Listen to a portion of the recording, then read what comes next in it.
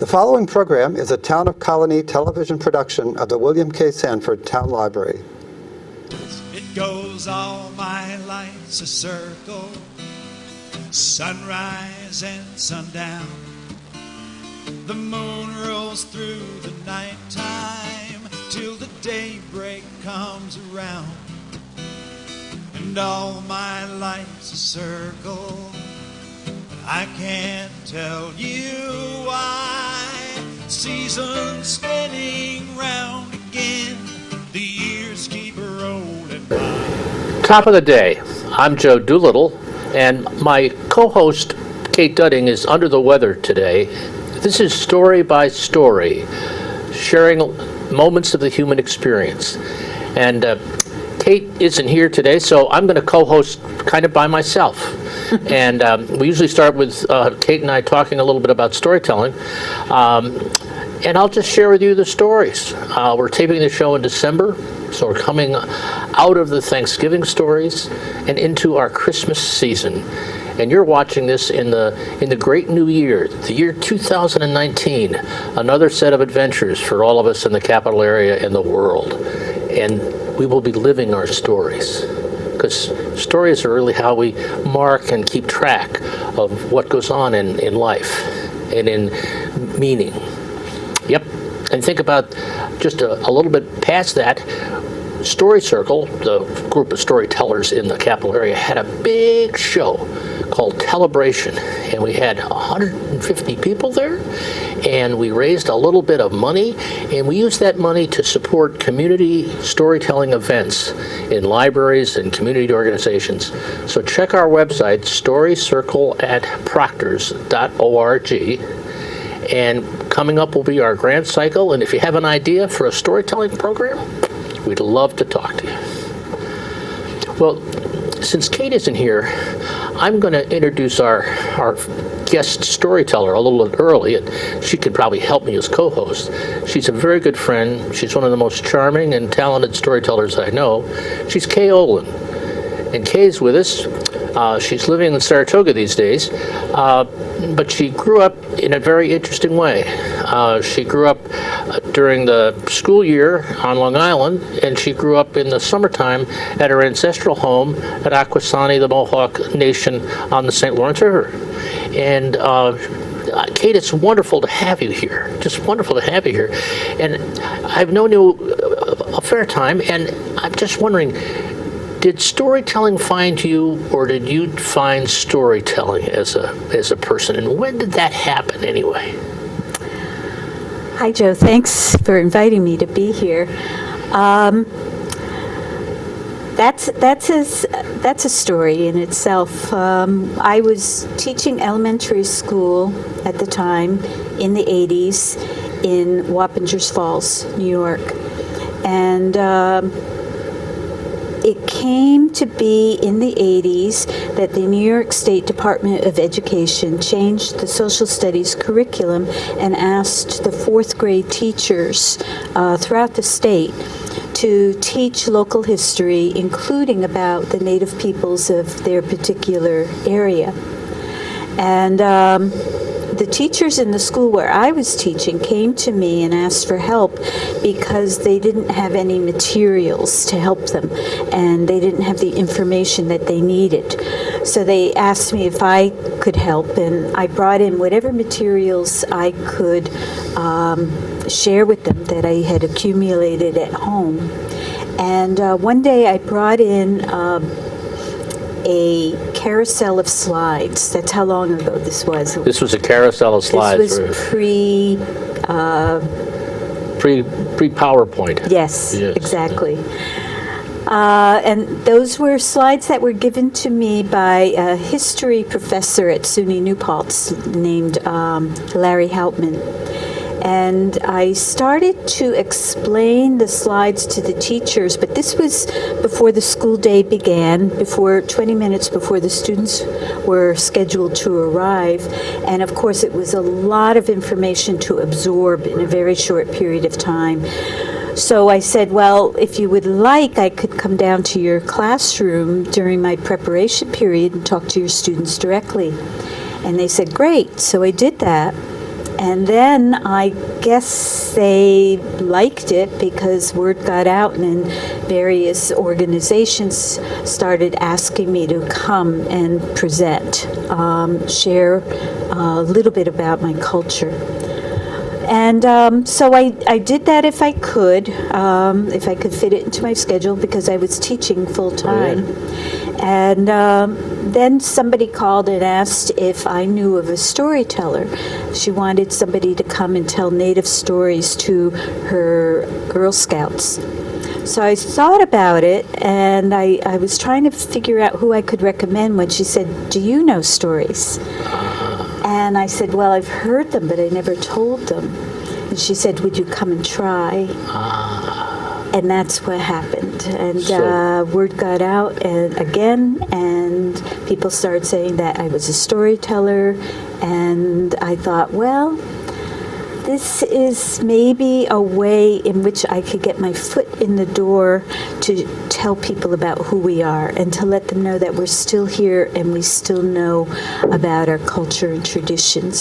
So story kind of found you, Yes. kind of called you in a Yes. way, because in addition to the career you had in teaching and in encouraging young people, you also have a companion career in this education and advocacy for Native peoples. And so they've kind of been in parallel, but they also kind of intermingle from time to time, too, which has been fun. Yeah. It has been fun, and I feel as though, first and foremost, I'm an educator, and so I use stories as a tool to help people understand a little bit more about us. I find that a lot of people don't realize that we're still here, that we're not extinct. We know who we are. We're relevant. We have a lot to share. And storytelling, to me, is a good way to open that door, so that we can share with one another. Right.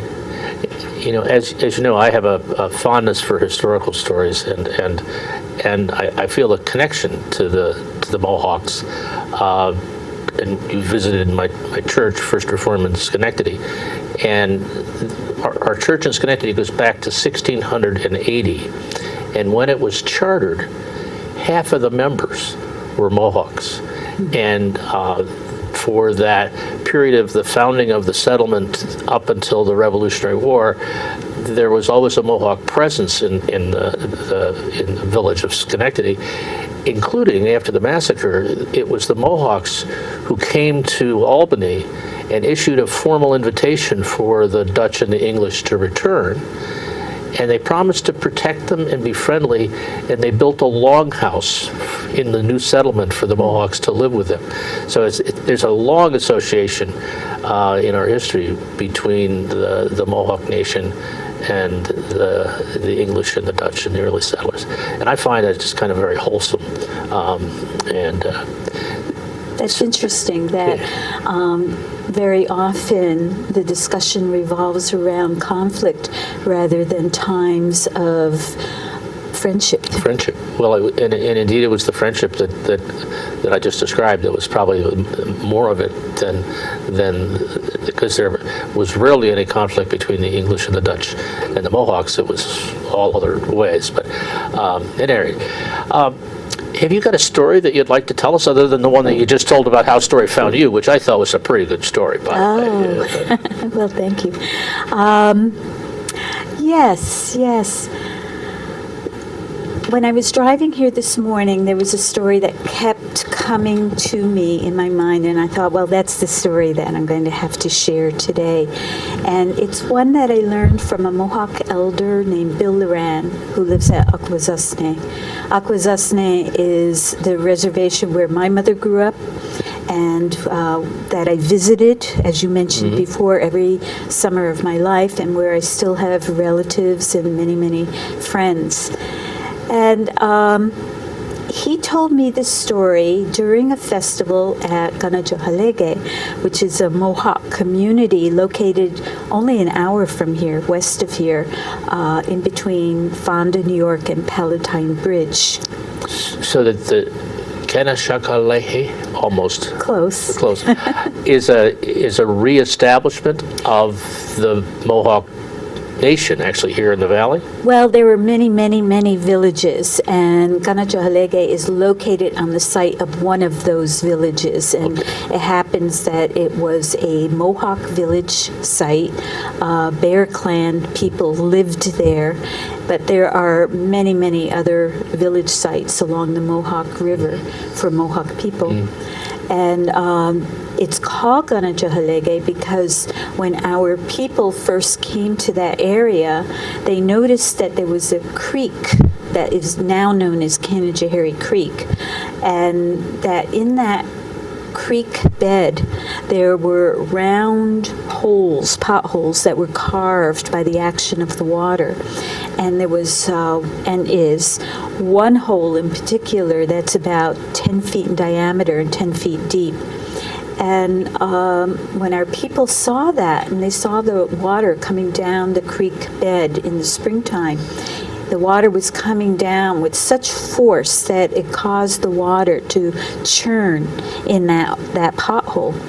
And when our people looked at it, they said, oh, it looks like it's a cooking pot that's cleaning itself. It looks like it's washing itself. And so they named that place after that physical feature. And so Kanajohalege means the place of the clean pot. Place of the cleaning pot. Clean pot, Clean pot. yeah. And some people translate it as the place of the hanging pot, or the locals call it the place of the boiling pot because it looks like the water's boiling, but it isn't. It's the same temperature as the surrounding water. Wonderful. So what happened was, in 1993, a group of people, native people from Akwesasne, returned to the Mohawk Valley, and they were fulfilling a prophecy that someday we would return. And they reestablished a community there. What happened was, and this is kind of a long story, what happened was George Washington had promised our people that we could keep our lands forever, as long as the grass shall grow, as long as the rivers flow, and as long as the sun rises in the east and sets in the west. But after the Revolutionary War, he broke that promise, and he ordered the destruction of our villages and our food stores. So many of our people fled. And some people stayed in the area but went into hiding. But the people that fled took with them the prophecy that someday we would return. And that prophecy was passed down through our oral tradition from individual to individual, family to family. And it came to be that Tom Porter, a Mohawk elder, heard that prophecy when he was a young man and was retelling it on a visit to the Mohawk Valley. And a man named Vince Schaefer heard it. And I guess he was intrigued by the whole idea, because every time a piece of property went up for sale in the Mohawk Valley, he would call Tom and tell him, maybe hoping that this prophecy would be fulfilled. And he heard about a piece of land that was going up for auction, and that became Kanajohalege. And Tom Porter and a group of other people moved there with the hope of reestablishing a community where the people living there could live as lightly on Mother Earth as possibly, as sustainably, self-sustainably as possible. And it would be a place where native and non-native people could come and learn about our history and culture and traditions. And eventually it was proposed that we should start teaching Mohawk language immersion classes there. So it's a very active, very vital community. And there's a website, right? If people were to Google... At this point, it would probably be better to go to Facebook. and type in either Kanajohalege, which is Kanatshalege, MOHAREKE, or Mohawk Community. And they should be able to get information about events that are going on there. Right. That's great. And I know there's a last weekend in June, or second to the last weekend in June. Last weekend. Last weekend in June is the Strawberry Festival. Yes. And that's a big time and a wonderful time to visit Kanashakalehe. So I would commend that to you. And just as a little sidebar, Vincent Schaefer was a professor at SUNY and taught weather, meteorology, and his brother Paul Schaefer was a very famous builder, and together the two of them were two of the linchpins in the protection for the Adirondacks and the Blue Line, so they're very much in line with being light with the earth and those kinds of things, so that's a nice bridge between the Mohawks, Tom Porter, and some of the continuing conservation work that is their legacy. Ooh, thank you for sharing that. Yeah, I know just kind of, and they're Vincent and Paul are interesting people in their own right in many ways. Now, but I asked you to tell a story. You told that wonderful story about the resettlement, but I'd love to hear the other story. Well, this story, as I mentioned, I learned from Bill Loran, who said that he learned it from a Cayuga man, and it's one of my new favorites. Long, long ago, there was a field, and in the middle of that field, there was a tree, one tree growing. And off towards the edge of that field, there was a vine.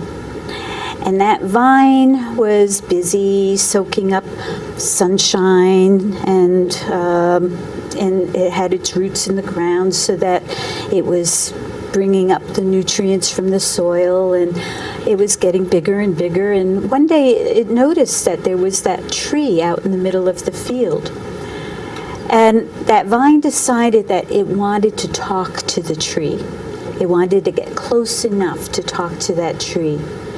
And so that vine concentrated on soaking up enough sunlight and gathering enough nutrients to get bigger and longer, and so that it could work its way out across the field and get closer to that tree. And eventually he did. That vine got close enough to address the tree.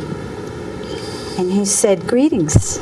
He said, I've seen you standing out here, and I've wanted to talk to you for a long time. And I think that you're very, very handsome. I think you're very, very good looking. And I think that it's wonderful that you're so big and strong, and you're so close to the sun that you can feel the heat and the warmth, and I just think that's wonderful. And the tree said nothing. The tree didn't reply. So the vine said, "Well, I have an idea. I would like to ask your permission to climb up your trunk and out onto your branches and up through the your crown, so that I can reach the top of your crown and I can feel the warmth of that sun. I can feel that energy." The tree said nothing. So the vine said, "Well, if you let me do that, if you let me climb up your trunk and out onto your branches and up through the crown, I'll hug you and I'll keep you warm." And at that point, the tree said, "All right, I give you my permission. You can do that." And so that's what the vine did. It grew and it grew, kept growing so that it could wrap itself around the trunk of the tree, and it grew longer so it could climb up through the branches and up through the leaves, the foliage, and it reached the top of the crown, and there it soaked up that warmth and that energy, that light from the sun. And that vine got bigger and bigger and stronger and stronger, and it hugged that tree tighter and tighter. And at that point, Bill stopped. And I waited. And finally I said, well, what happened? Did that vine, did it strangle the tree? Did it kill the tree? And Bill said, no. And he smiled. He said that tree had a strong enough root base so that it could withstand the pressures from that vine. And it broke the vine. That tree lived. He said, that's like our children.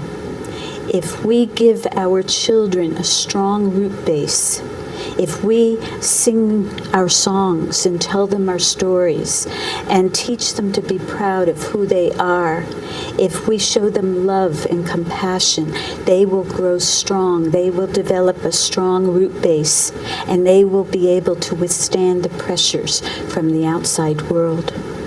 Whoa. And that's how that story goes. Wonderful, wonderful, wonderful. And I actually didn't know where it was going. And then when you stopped, I was perplexed. And then the resolution, the moral, is just wonderfully meaningful. I mean, for all the problems that youth face in the world of being held back, that's just great. That's just great. I think it's such an important story for everybody. We really need to take the time to share that love and compassion with our young people, but also with people of all ages, to reassure them and to make them feel worthy and worthwhile and valued and loved. You know, one of the learnings of literature is the application of metaphor, of some symbolic reference or meaning. And when you listen to the story, you don't know whether to identify with the vine or with the tree. You kind of do both. And then the sun enters in, and you wonder about that. And then as the picture becomes clear, you know you're the tree, you know. And I think one of the things about metaphor is we're talking about the names and meanings in different languages, but in the Old Greek, the metaphor is actually meaning going forward or life going forward.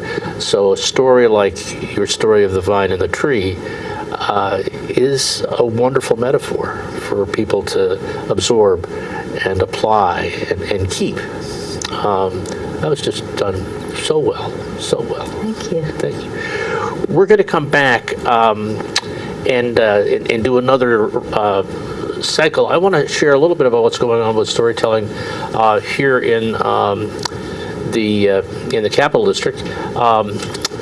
We're so pleased to have Kay Olan with us.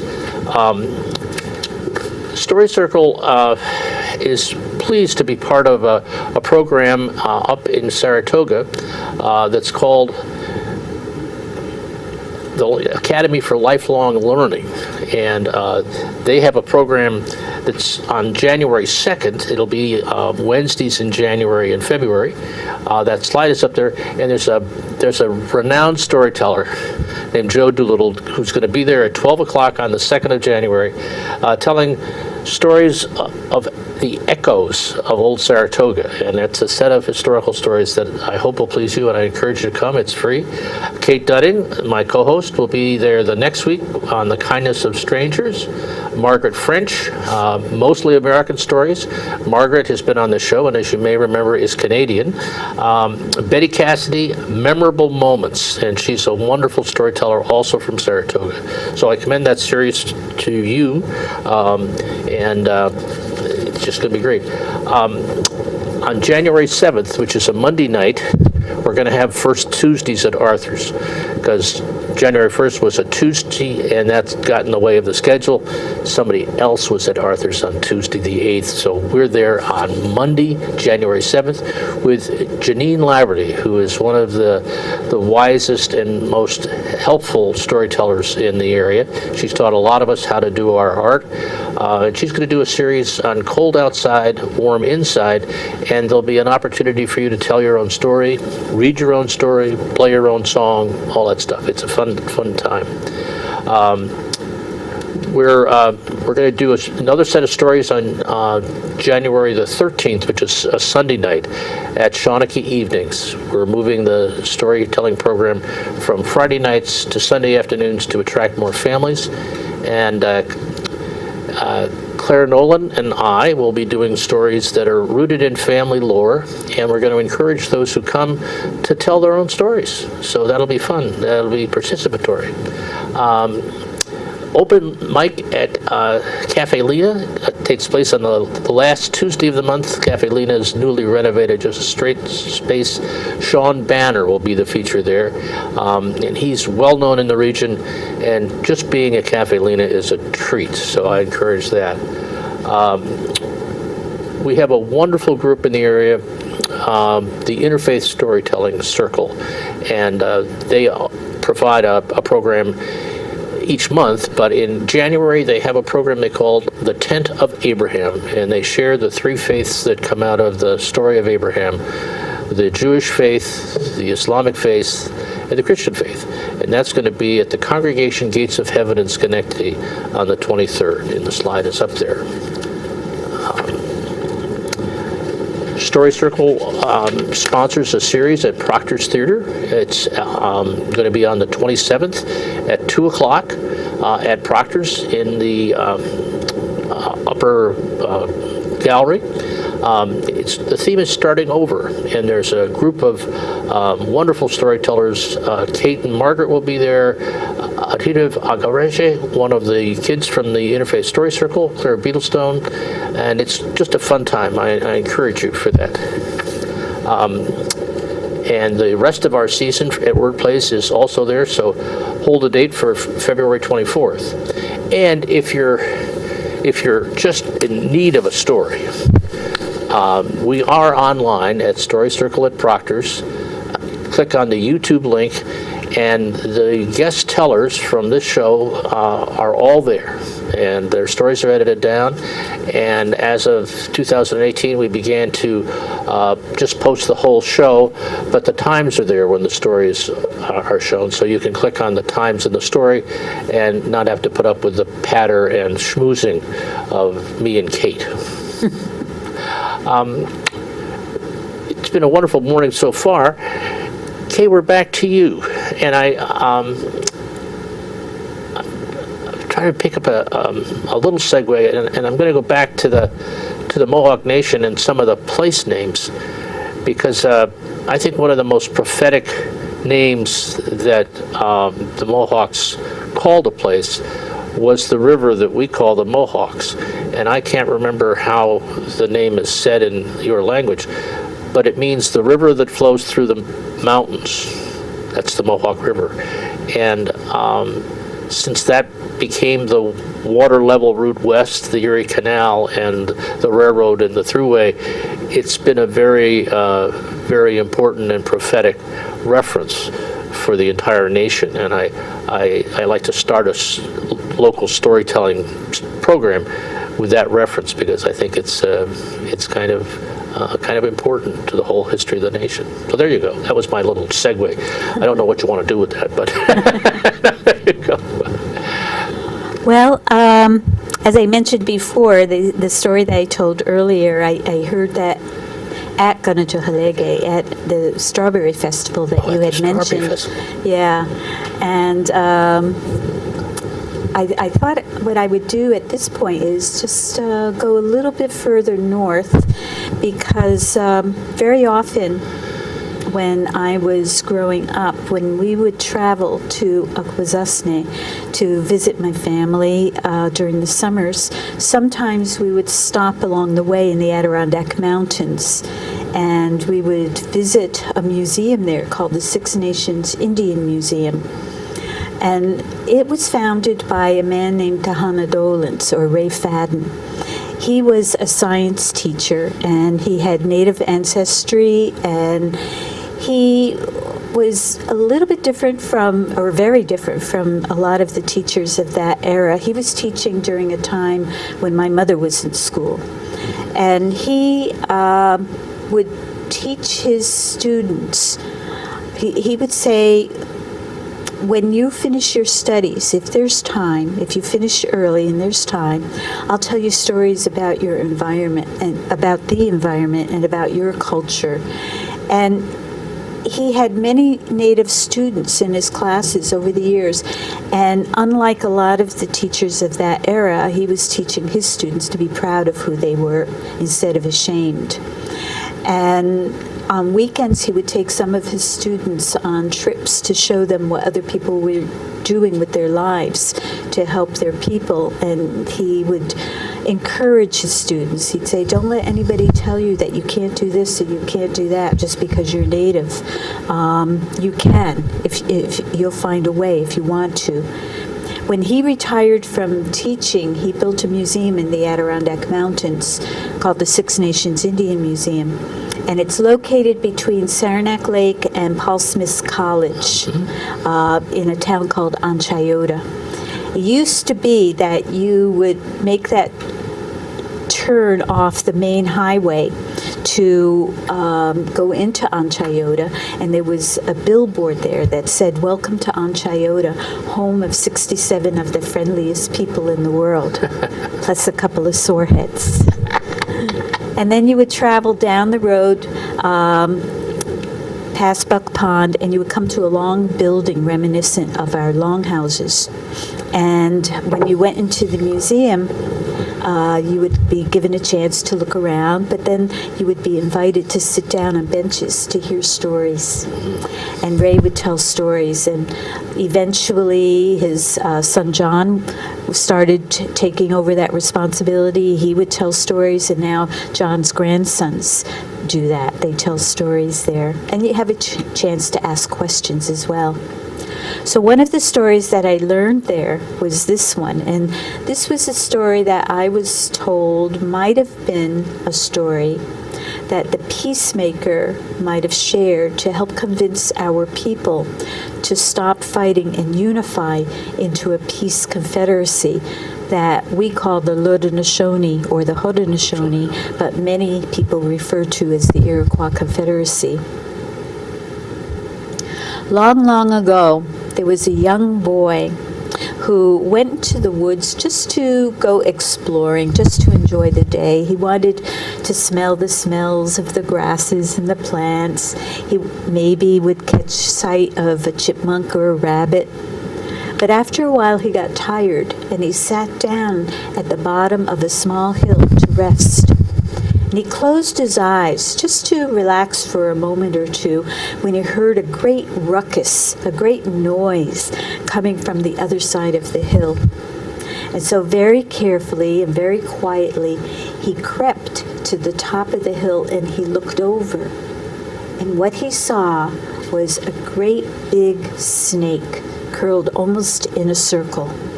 And in the mouth of that snake was a great big bullfrog. That snake was in the process of trying to swallow that bullfrog whole. That's what snakes have to do to survive. So the front head of the bullfrog and the front legs of the bullfrog were sticking out of the snake's mouth, and he was trying desperately to get away. But as the little boy watched, that bullfrog was disappearing more and more down the throat of that snake. Well, the boy felt bad for the bullfrog, so he spoke to him, and he said, "Why don't you do to the snake what the snake is doing to you?" And the bullfrog didn't have a lot of time to waste. He didn't have a plan B. He didn't know what else to do. And he noticed that the tail of the snake was right by his mouth. And so he swallowed the tail of the snake. And as the boy watched, that snake started to disappear down the throat of the bullfrog. But at the same time, the bullfrog was still disappearing down the throat of the snake. And the circle that they made was getting smaller and smaller and smaller until there was nothing left. They swallowed each other up. And so it was said that that's what we will do to one another if we don't stop fighting and arguing. If we don't stop fighting and arguing, we will swallow each other up.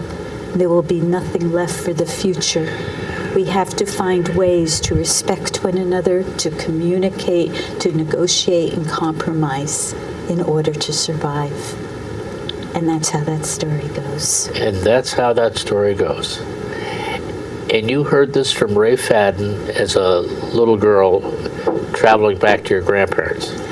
It was when I was a little girl or a teenager. I don't know. We Yeah, stopped yeah. there so many times. I'm not sure when it was, but yeah, I heard Amazing. many, many stories there. And because of Ray, many of those stories have survived to this very day. I think if it weren't for him, a lot of them would have been forgotten. And a lot of his students, his former students, grew up to be very powerful, very strong leaders of I our can imagine. people. I can imagine. Because they had his encouragement. And he taught your mom. No, my mother was not in his class. I used to think that she was one of his students, but I guess I misunderstood that. My aunt corrected me, and she was in school at the time. She knew who he was, but she wasn't actually in his class. But when we would visit, he would recognize her. He would good. remember her, yeah. My uncle was one of his students, and so many other people, too. Amazing. A great story. And the Museum of the Six Nations is still there? It's still there. It's open during the summers, but not on Mondays. not They on have a Mondays. website so you can find out exactly when they open and what the hours are. And it's just a wonderful place where Native and non-Native people can go and share ideas, problem solve, share stories, and learn about our culture Wow. Wow. and about the environment. Great. Okay. We've got a bit of time without the patter of Kate and I, and I'm wondering a little bit about maybe the history of Tom Porter and some of the message that he sends, and I'm taken by the ritual, and it's a long event, a long ritual, but the way the Mohawks offer Thanksgiving, and you have a sense of gratitude in your rituals and in your stories. Is there a story about the Thanksgiving nature of your culture? Well, what you're referring to is what we call the Ohondo Galiwatekwam. Some people translate it as the Thanksgiving address or the opening address. Literally, it means the words that come before all else, because they are the words that we are taught to say to start each day and every meeting of importance, every ceremony, because they are words that remind us that we're all connected, that not just the human beings are all connected, but we are all connected to the natural world as well. We're not separate from it. We're not above it. We're part of it. And we're taught to say hello, thank you, and I love you to every part of the natural world every day, so that we hopefully will never take any part of it for granted, and so that we will show respect and make sure that, yes, we need to take whatever we need from the natural world, but only what we need, and not take more than that, because we have to ensure that the future generations will have what they need as well. We're supposed to think 7 generations ahead. So we're supposed to make sure that there's a balance kept in the natural world. We're supposed to be the caretakers that maintain that balance. We're not supposed to be the user-uppers, but the caretakers. And We are supposed to make sure that we leave behind a world that's just as beautiful as the world that we're enjoying for the 7 generations to come. So what we do is we are taught to say hello, thank you, and I love you to all of the people of the world, to to Mother Earth, to all of the waters of the world, to the fish, to the grasses, to the food plants, to the medicine plants, to the animals, the insects, the deer, the birds, to our grandfathers, the thunder beings, to the 4 winds, to our elder brother, the sun, to grandmother moon, to the stars, and to the one who made us. That's the literal translation for our word for the creators, the one who made us. And again, that's also to remind us not only to be grateful for everything that we've had. We're not supposed to ask for anything because we've already been given everything we need. We already have it. We just need to use wisdom to use those gifts wisely and not waste it. But it also reminds us that no one part of that creation is more important than the other. I'm not more important than you. I'm not more important than that little tiny ant or that great big mountain. You know, that we're all connected. Wonderful. So that's, I think if there's one thing that I would mention if somebody asked me what is central to who you are and to who the Mohawk people are, to the who are the Haudenosaunee, what is central to your teachings and to your worldview, it would be that. Yeah, and it certainly comes through, one, in your description, and as you listen to the prayer or the opening, you do really get reinforced that there's a definite connection and we should be more aware of it. And because I've heard you do the program and Tom, and it does get you to thinking as you listen to it, which is its purpose. I think it's universal. I think I was reflecting on the whole line from the gospel, be stewards of the world and set dominion over all things. The translation from the Greek is a little bit different in terms of dominion, because I think it's really stewardship, which is really your King James got it a little bit different. At any rate, that's really it is a common reference, but I think the Mohawk people do it particularly well, and I appreciate it.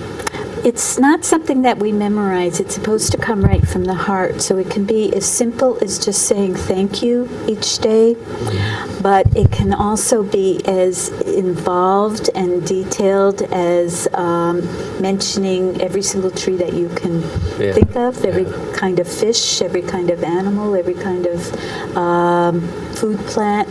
It can go into great detail in terms of not just saying hello and I love you and thank you, but saying why we're grateful for each of those things too. So it can go on for hours, depending on who's speaking.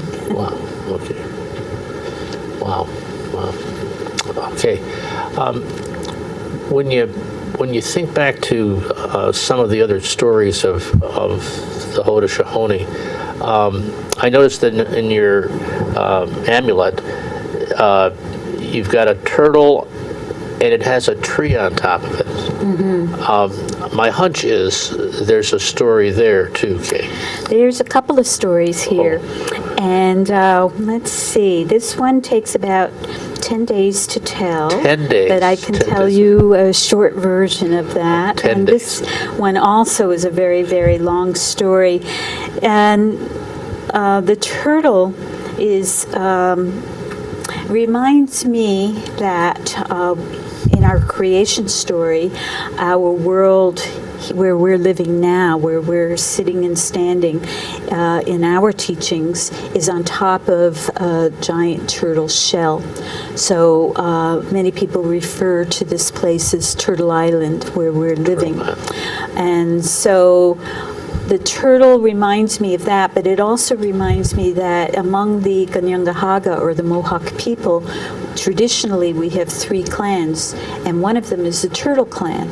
And so again, there are many teachings that go along with our clan system.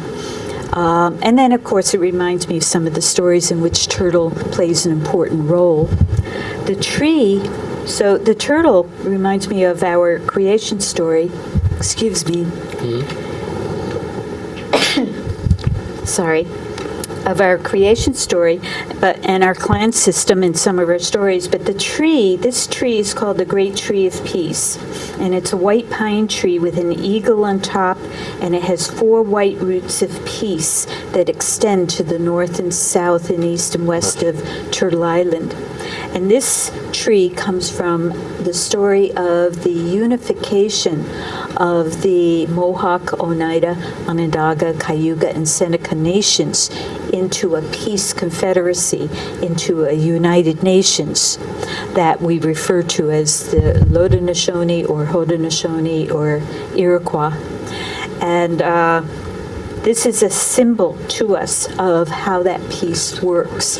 And the whole story, like I said, takes 10 days to tell, but it's interesting to note that Thomas Jefferson and many of the founders of the U.S. Constitution were our neighbors, and they heard these stories. They knew about our symbols. They knew how our government worked, and they borrowed some of our symbols and some of our ideas when they were formulating the U.S. Constitution.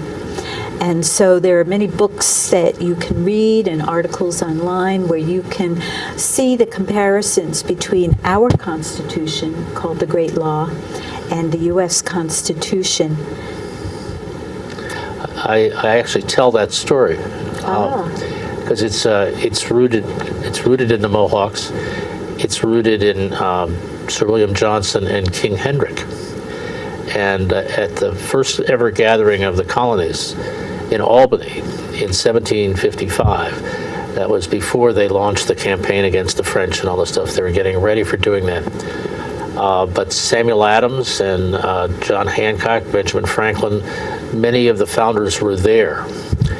And Sir William Johnson had King Hendrick come to the meeting, and he brought the wampum belts that tell the stories. And he told the story in a day and a half, we're told, by fingering the belts, because the belts they're reminders of the story. And in Franklin's letters in particular from the meeting, he described the basic construction of the Constitution, and others did, so that it was that initial explanation by King Hendrick in the old Albany Academy that was right at the top of the hill that laid the reference for the Founding Fathers for the Constitution. And it was a pretty seminal event, I think, and probably we should commemorate it more than we do. But it's the basic reference of our Constitution with the nature of the League of the Haudenosaunee. So, that area, that's another little digression. We've got a lot in common, Kay. There's a lot of interest. Well, I think when people get together and share their stories, that underscores that we do have a lot in common. We have more in common than we have differences when we take that time. Right. Well, good. I'm thinking of another couple of things now. You've got some storytelling events, because I mentioned Cafe Lena in the feature, and you're going to be there on one of the months, aren't you? Yes, I'm going to be the featured teller at Cafe Lena on February 26th. February 26th, and that's a 7 o'clock start. Yes. And you'll be on for about a half an hour as part of that. And you can get there a little early and sign up to tell your own stories. And Cafe Lena has to have a spoken word story. We don't let you read stories there. You can read them at Arthur's, but you can't read them in Saratoga. So you'll be there on the 27th of February. 26th of February. And other events that you've got on your calendar? Well, you had mentioned Academy for Lifelong Right. Learning, and I'm going to be telling stories for the ALL on February 20th, February right 20th. before Cafe Lena, the week before. And then, for those people that already have their 2019 calendar, there will be a Saratoga Native Festival on September 22nd at the National Museum of Dance in Saratoga, and there will be all kinds of dancing and music and storytelling there, and I'll be one of the storytellers Great. at that event. And that festival is in the Museum of Dance, which is on the campus at the Gideon Putnam at the State Park. It's at the Correct. It's at the National Museum of Dance. You can actually see the Museum of Dance right from Broadway, right from Route 9. Right. Yeah. And so this past year, part of it was indoors and part was outdoors. And there'll be food there, too. There'll be food there, too. Yeah. And this is something you work with Joe Bruchak on? Joe Bruchak and Indakina were approached by the National Museum of Dance to have this event there, and in prior years they were approached by the State Park in Saratoga to have the same kind of event there in the past as well. Yeah, it's a great program. It draws a lot of people, and it's fun, it's interesting, and you'll see people you know.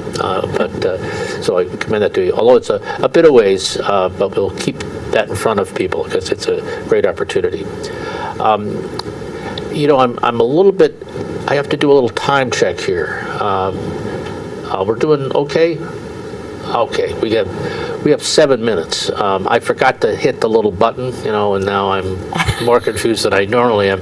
Kate usually handles that, so we're usually very disciplined, but this has been a little raucous today. So we've got 7 minutes, and I'm wondering if you could give me a little bit of background on just your relationship with the Katashareki, because you had a role administratively as well as a creating role in terms of things, didn't you?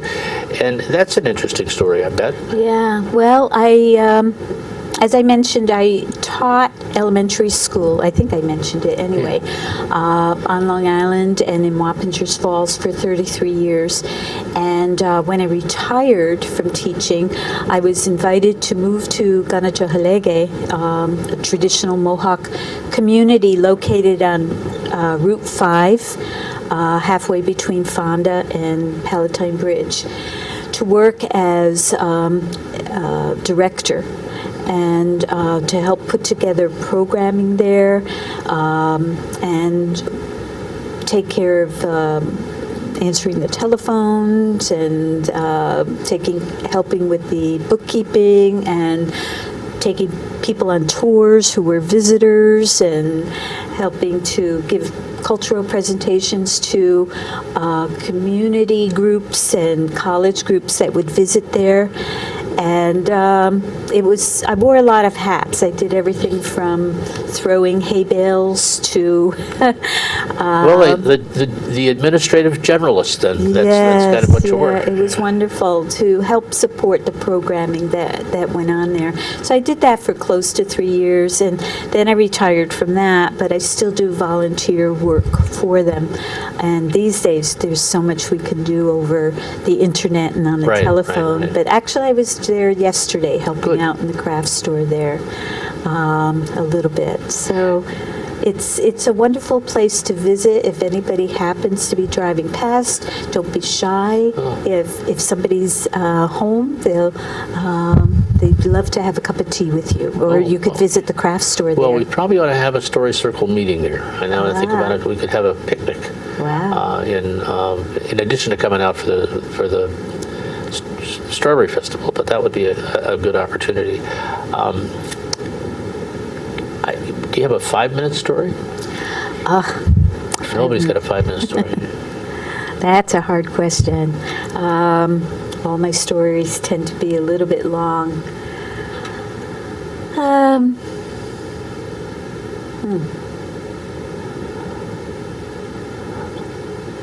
Well, let's see if I can make this a 5-minute story. Long, long ago, as many of our stories begin, the Creator had finished making all of the creatures. And he had made all of the creatures in a certain way. Some had spots, and some had stripes, some had long tails, some had short tails.